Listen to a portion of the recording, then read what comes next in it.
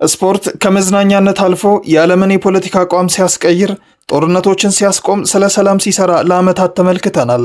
ታዲያ ከሰሞኑ የዓለምን ፖለቲካ ከላይ ሆኜ ዘውራለሁ የምትለው አሜሪካ በመካከለኛው ምስራቅ ትልቅ ተጽዕኖ ፈጣሪ ከሆነችው ሳውዲ አረቢያ ጋር እራት እስከ መገባበዝ ደርሳለች። ውድ የቻናሌ ተመልካቾች፣ በዛሬው ዝግጅቴ በእግር ኳስ ስፖርት የነገሰው ክርስቲያኖ ሮናልዶ የዓለም ፖለቲካ ላይ እያመጣ የሚገኘውን ተጽዕኖና ዓለምን ሰላም ለማድረግ የሄደበትን ርቀት በዝርዝር የማወጋችሁ ይሆናል። ለቻናሌ አዲስ ከሆናችሁ ሰብስክራይብ እያደረጋችሁ አብራችሁኝ ቆዩ። በእነዚህ እግሮቹ ከ954 በላይ ግቦችን ከመረብ አሳርፏል። በክለብና በብሔራዊ ቡድን ደረጃ በሱ ልክ የሚያስጨንቅ ተጫዋች የለም ይባልለታል። አሁን ይህ ሰው ከሰሞኑ ዋይት ሃውስ የራት ግብዣ ላይ ነበር። እንዴት የሚል ጥያቄ ያስነሳል። ነገሩ ወዲህ ነው። የክርስቲያኖ ሮናልዶ ባለቤት ክለብ የሆነው አልናስር ሮናልዶን ሲያስፈርም በሳምንት $8,900,000 በወር $39 ሚሊዮን በዓመት $468 ሚሊዮን የተጣራ ወርሃዊ ደሞዝ ይከፍላል።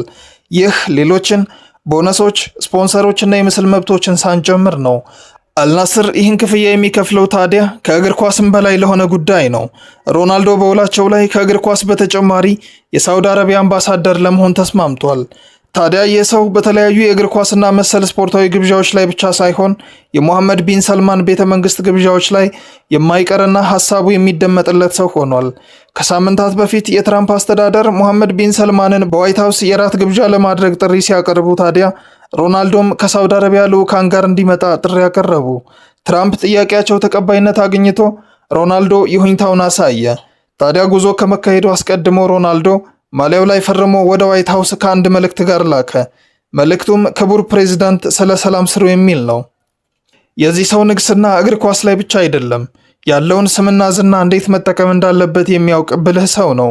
የዓለም መሪዎች ቀጥ ብለው ለማየት የሚፈሯቸውን ትራምፕ በግልጽ አቋሙን እንዲያዩት አድርጓል። በእርግጥም ሮናልዶ የሰላምን ዋጋ ተረድቷል። ያለውን መልካም ስም ሰላምን ለማምጣት እየተጠቀመበት ነው። ታዲያ ባለፈው ሳምንት በነበረው ግብዣ ከነ ሙሐመድ ቢን ሰልማን ጋር እሱና ባለቤቱ ጆርጂና ሮድሪጌዝ አብረው በዋይት ሃውስ ተገኝተዋል። በዚህ የተደሰቱት ትራምፕ በንግግራቸው መካከል ሮናልዶን አመስግነዋል።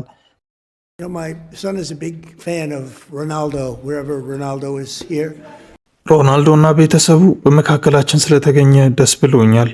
ታውቃላችሁ፣ ልጄ ባሮን የሮናልዶ ትልቅ ደጋፊ ነው። እናም ባሮንን ከሮናልዶ ጋር አስተዋውቄዋለሁ።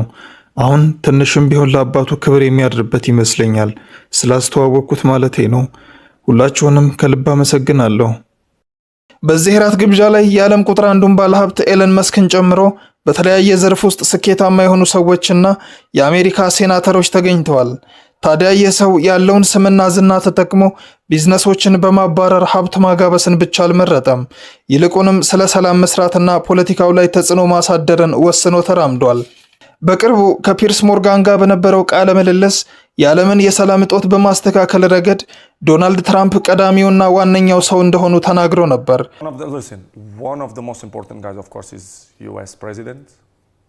ሮናልዶ አልተሳሳተም። ትራምፕና አሜሪካ እስካሁን ያልገቡበት የዓለም ክፍል የለም። ሶሪያን ከጥቅም ውጭ አድርገው አፈራርሰዋል። የመንንም እንዲሁ። ሊቢያና ሱዳን ሌሎች ተጠቃሽ ናቸው። ትራምፕ ስለ ሰላም ከሰራ 90% ጦርነት የለም። ሮናልዶ ይህንን በትክክል ተረድቷል። አነጋጋሪው ነገር ጋዜጠኛ ጀማል ካሾዲን እንዳስገደሉት ሲአይኤ 100% ያረጋገጠባቸው የሳውዲው አልጋ ወራሽ ሙሐመድ ቢን ሰልማን ያለ ምርጫ በሚመሩበት ሀገር የደነገጓቸውን በርካታ የሀገሪቱ ሕጎች ለክርስቲያኖ ሮናልዶ ሲሉ የሻሩት የእውነትም በፖለቲካው ሊጠቀሙበት ፈልገው ይሆን ያስብላል። የሮናልዶ በዋይት ሃውስ የራት ግብዣ ላይ መገኘትና በአክብሮት ከሩቅ ምስራቅ ድረስ መጠራት ለላከው መልእክትና የትራምፕ አስተዳደር አድናቆት ነው ብሎ ማሰብ ሞኝነት ይመስላል። ምንም እንኳን ማረጋገጫ ማግኘት ባይቻልም የሮናልዶን ከእግር ኳስ በኋላ ያለ ህይወት ሊያመለክት እንደሚችል ይገመታል። ሮናልዶ በሀገሩ ፖርቹጋል ያመጣው ፖለቲካዊ ተጽዕኖ ቀላል የሚባል አይደለም። እስካሁን በቀጥታ እንደገባ ባይገለጽም በርካታ የሀገሪቱ ዜጎች ሮናልዶ በፖርቹጋል ፖለቲካ እንዲገባና ሀገሪቱን ከአያላኑ ተርታ እንዲያሰልፍ የሚፈልጉ በርካቶች ናቸው። በእርግጥም ሮናልዶ በሀገሪቱ ውስጥ በዜጎች መካከል ብሔራዊ መንፈስ እንዲፈጠር አድርጓል።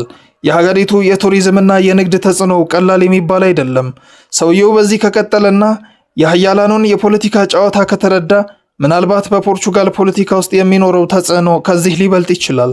በቅርቡ የፖርቹጋሉ ፕሬዝዳንት ማርሴሎ ዲ ሳውሳ ክርስቲያኖ ሮናልዶን በግል እንዳነጋገሩት ተሰምቷል። ከወዲሁ ራሳቸው የሚመሩትን ሶሻል ዴሞክራቲክ ፓርቲ ከእግር ኳስ ሕይወቱ በኋላ እንዲቀላቀል ሊያሳምኑት እንደሞከሩ ታውቋል። ነገር ግን ሮናልዶ ምንም አይነት ምላሽ እንዳልሰጠ መረጃዎች ወጥተዋል። ሮናልዶ እግር ኳስ የሚያቆምበት ጊዜ ቅርብ እንደሆነ ይፋ ካደረገ በኋላ የወደፊት ሕይወቱ ለበርካቶች በጉጉት የሚጠበቅ ሆኗል።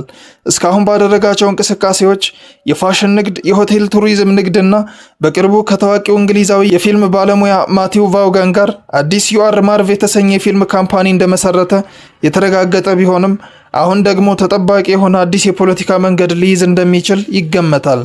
የሮናልዶ የወደፊት ሕይወት እንደ ጆርጅ ዊሃ እንደ ሜሱት ኦዚል ሁሉ ወደ ፖለቲካው ያመራ ይሆን? ውድ የቻናሌ ቤተሰቦች ለዛሬው ያዘጋጀውላችሁ ይህንን ይመስል ነበር።